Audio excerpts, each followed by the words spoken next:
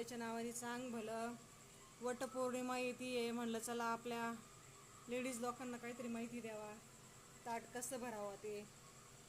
काही सामान आणलंय मी, काही नाही आहे. जेवढं आहे तेवढं मी ठेवून दाखवते तुम्हाला. तुम्ही पण अशीच पूजा करा. याच्यामध्ये डाळ गुळ पण ठेवावं लागते, ती मी आता ठेवलेली नाही आहे.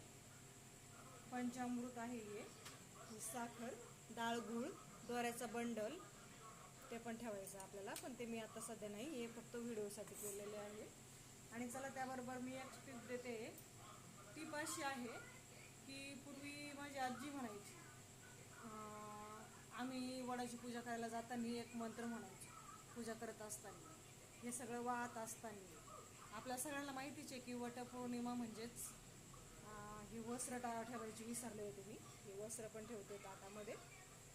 आणि तो मंत्र असा होता, मला माझ्या आजीने सांगितलं, चला म्हणलं आपण दुसऱ्यांबरोबर शेअर करावा. ओम एम देवताय नमः,